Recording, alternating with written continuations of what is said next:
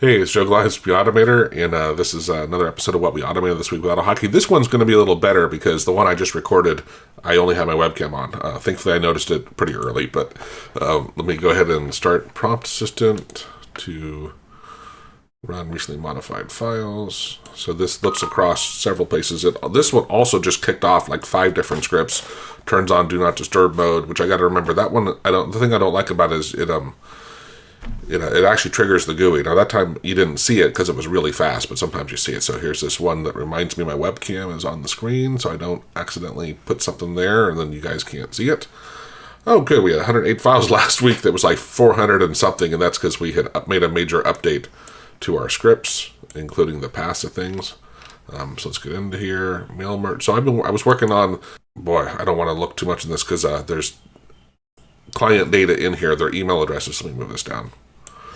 So I don't want to scroll, but this is, I borrowed it from our Excel webinar years ago, and that was a V1 version, but the COM object didn't change much. And so our client wants to send emails to her, a list of customers.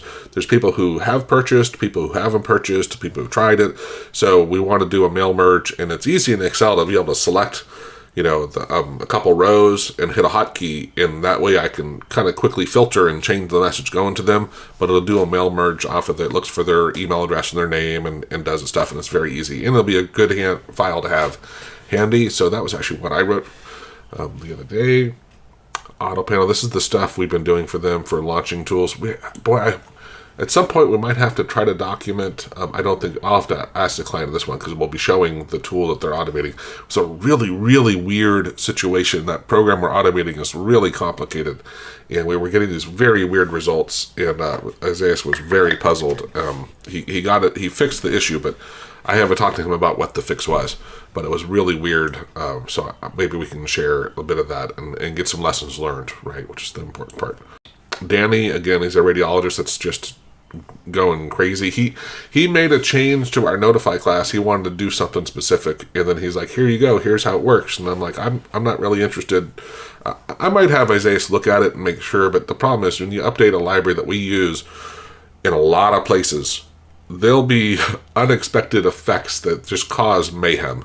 And so what I told Danny was, I'm like, hey, you know what you want to do is you want to extend our class, and that way if we ever do update the notify class, it doesn't break what you wrote. And so he wasn't sure what that was, but if you've we have some videos on that if you want to check it out, right? Or check out our objects and classes course. I don't remember if we cover extending classes, but classes are really powerful. But extending a class is great. If you rely on someone else's library and they update it, you don't want the changes you made to have to go reapply them. And that's what one of the benefits of extending a class is. You basically say, use what they have, make these tweaks to it. And that way, when they update it, you've got them separate, right? And so it just uses it and tweaks what they have.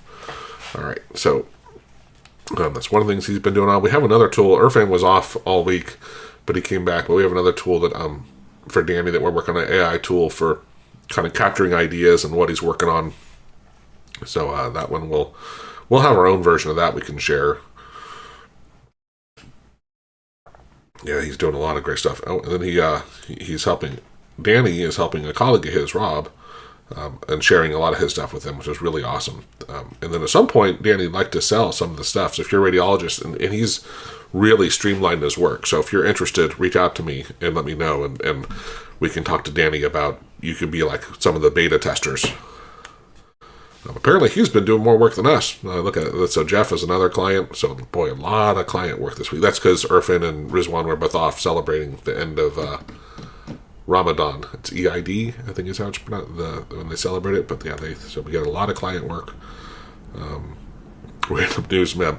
This one, I was working on it, and I found a place that I'm paying for it. It's pretty cheap. It's like $5 a month, but you can create mems. And so I created a bunch of AutoHotkey mems. Some of them are animated GIFs, some of them are just pictures, but I have, 150 or so. So I took an hour and a half, and created a bunch of mems that are specific to AutoHotkey, and then what I want to do is in the newsletter, I'm going to have it automatically grab one of those and shove the HTML needed into the newsletter. And so it'll be a process that just happens during the newsletter when I'm building it. I don't have to go pick one. It just goes and does it. I might at times go and pick the specific one because it might be meaningful with that general intro and theme. But, you know me, I just love to be able to automate stuff. And I thought that was a really cool idea. And some of them are pretty funny. So I was happy that I was able to adopt them to be AutoHotkey-like stuff. Transcribe and summarize. We had a weird issue with this one on ours. The AI API we were connecting to had an issue with saying that we weren't verified. I didn't actually ask Isaias what change he made, but we need to update the library. But I use this tool a lot. And when I have, let me actually open it. I'll tell you so what we do is we drop in a video. I just recorded a video this morning on the libraries that we use. So this file I just created this morning, I'm going to drag it into here. And what it does, this is going to first sends it off to Assembly AI, I think, and it's transcribing it. First converts it to an OGG file, which is a much more compressed even than MP3. Sends it to their libraries. It's transcribing it, which shouldn't take too long because it's like a 9-10 minute video. So it's done because now it's getting tagged. So here's the video, and it's always me. So here I can say assign speaker Joe. I know it's me. I could hit play, but I'm the only person in this video. So so it goes through and transcribes it, and I can jump to different parts. But notice also now it has tags on what was talking about in that thing. So now I can use this both on my video, or if it's a post, I can go and put these into like the video tags and YouTube. They don't think they use them that much anymore, but still, it helps, right?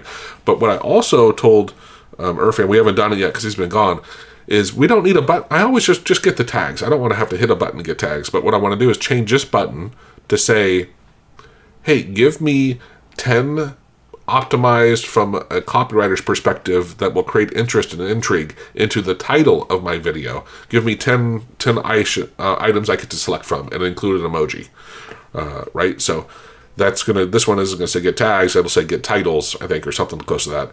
And it'll be presented in its own list view. It'll be separate because I don't want to add even more to this thing. And then I can also, just so you know, I can change this prompt to go, this will be my default prompt, which is, I could put me in here, but I'll say use, create summary. I'm just finishing showing this off. It actually, the extraction is the really cool part too, so you can select stuff and extract, create videos or audio files of what was commented on, which is really, really helpful. This is sending it off to OpenAI, and we just created a summary of the video. That's how I fill all my descriptions in YouTube, and even on summaries of calls where we have the clients and stuff, so they can see what we talked about, right? So, yeah, a really cool tool with some more changes coming. But yeah, I use that tool, boy, all the time. Auto suggester during the hero call, Dale, a hero member, mentioned a couple. He pointed out a couple big issues, and one that I was like, I don't see a quick, easy fix for it, but we fixed a couple things. It's a great one. It's a great tool to where you can start typing, and it will show you words you've put in there. If you have lists, custom lists, it's really cool. Unfortunately, there were a couple minor things that he fixed, and one was he has smart quotes in his text, and he's typing, and this is where you have to match what's being shown, in your drop down. It's kind of complicated. Otherwise, I'd show it, but we. I think what we told him was just switch to the fuzzy match and type. Don't start with the part that has the smart quote in it, right? Skip that part and don't use the contractions. Use the longer parts, and it'll match it. That was the one that we didn't fix because it was going to be a really complicated thing to fix. The other two little things that he noticed we fixed for him during the hero call. Quick blur. That's a cool thing that you can blur parts of your screen very easily. Let me launch it here and see if it's. I haven't used it in a while. Control left button. So if for some reason, so I can go like this. Now that's kind of blurred out and it's bound. So if I move this screen, it's connected to that window. Now you might see a split second of it when I let go. I noticed in Zoom because humans can't see it quite good enough, and I can just click here to get rid of it. But If you're just on a call with someone and you want to share something, it's a very quick, easy way to blur, and you can create multiple of them. Very quick, easy way to do that. And it kind of, like, note if I do it over here, it uses the back. Oh, it used to. I think we changed it to where it's just solid black because AI was getting so good at when it's blurred, it could still figure out the text that was there. And I didn't want to have to worry about that for people. So I think we just made it where it's just a black box. It's ugly. It used to be blur. I guess we should call it something else. Obfuscate, because it's no longer blurring. The context turn. We tried walking through this in the hero call, and actually there were some issues with it. So we got to go back, and I don't think Irfan finished fixing that. We were in the hero call trying to demo, and it was acting weird. Device mute. It's a mute script that will allow you to hit a hotkey and mute your mic or your speakers or both. Very cool. Here's our notify class, which we use a crazy amount of time. Notify v2. Oh, end device mute. Interesting. All right, still in device mute. Newsletter, search, replace. This is where I was adding the text for that GIF replacement, because this is the script I use. I have a Word template placeholder, and then it has text in there that I do a search replace on to put in HTML, like for my banners, for our courses, and for our consultation work and stuff. So I don't have to go do that manually. So I just run this script. I do all my stuff in Word. I convert it with a website into HTML, and then I run this on it, and it swaps out these things. It looks for, let's see, that's the variables I shove stuff into. That's what all these are here. Each of these things are things that get replaced. And then, oh, right here, sorry, this is where we're doing the replacing. So it looks for like the QAP reference if I referenced it, and then it will replace it with the HTML version for it. For the share with a friend, I have a whole section in HTML that will replace the information there. So if you have stuff that are templates that you use all the time, having a placeholder for it in your stuff, and then it will go get the stuff for you, because you can control the needle and the haystack, right? Does that make sense? I hope it does. And just remember that. So you put in your template, you put in your needles, the things you're gonna, they're gonna be unique. Make sure they're unique, and then you have over there your haystack of like, okay, now when I go replace them, I know to look for this and replace it with that big ugly thing that I don't want in my template, right? So it's a great simple way to do that. It really helps me have a nice clean looking newsletter. Let me open. I'll show you how the newsletter template starts. Of course, I have it pinned. Oops. Template for a newsletter. So this is how the newsletter starts. I have some handy emojis in case I want to use those. And each of these things, like this one, this is the newsletter icon and image that gets pushed in. The course banner, that's our banners that happen. This is the new thing I've added that I haven't quite finished yet for automating. This gets replaced with a line break. But you see, it's somewhat clean for me to work on, and actually even oh no, this is good. This is kind of ugly, but I could do a search replace on it, but it just stays there, so I don't really care, right? But share with a friend, quotable quotes. So you get the idea, right? It makes it easy to then take this and do a search replace, and it replaces these things with HTML stuff with that has a lot more info. So it just saves me a bunch of time. Alrighty, let me get back to the recently modified files. Open script in VS Code. Open script in VS Code. I don't know what that is. Oh, that's something Rizwan was trying to show us, and we were just really busy. But he wanted a way to pop open a script in VS Code. I assume with the path. Yeah, it's using get active path, obviously here, which I guess if you're doing a bunch of them, as opposed to hitting right click and hitting edit, he's using Windows left button to open them, which is great, especially for if you're doing a bunch of stuff, right? It makes it really easy. Simple menu for sending text. This one actually, and I think we have the download now. Let me see if it's actually listed here. Oh, that's the dev path. Homepage. So we have a homepage for it. That shouldn't. Oh, that's homepage text. Sorry. So I'm not seeing the actual homepage, but this script, let me launch it. It's a cool little script. So this text here, you'd put in your examples.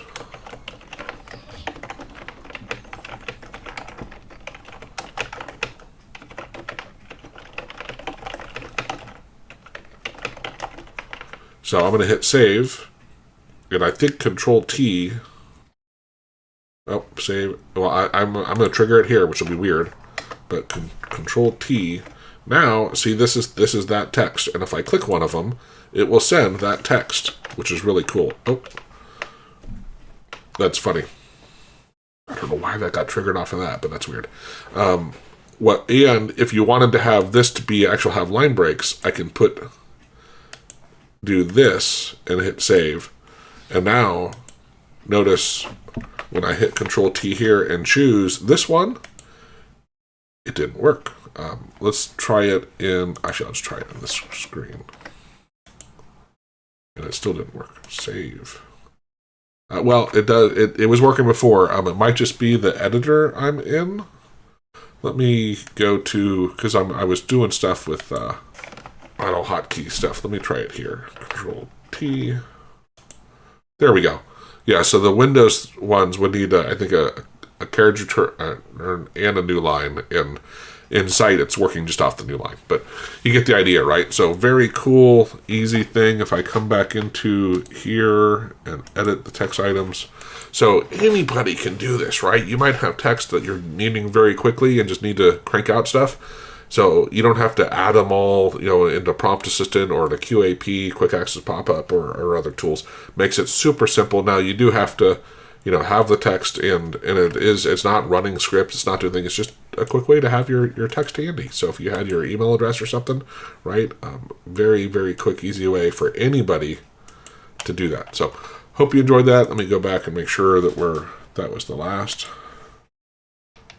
Yeah, Scribe. So we bought a new tool that we're going to be using Scribe. Kenneth, the guy that did the video for us, gave us a couple examples of how he automates some of the stuff with it.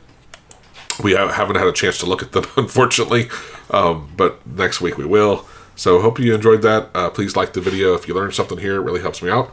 Have a great day. If you're interested in having some work done for you, we're pretty busy right now, but we're still happy to have a call and see how we can help you, or consider that hero group. Not many people join, but everyone that does just loves it. So give it a chance. It's $1.99 for the first month, and try it out. Cheers.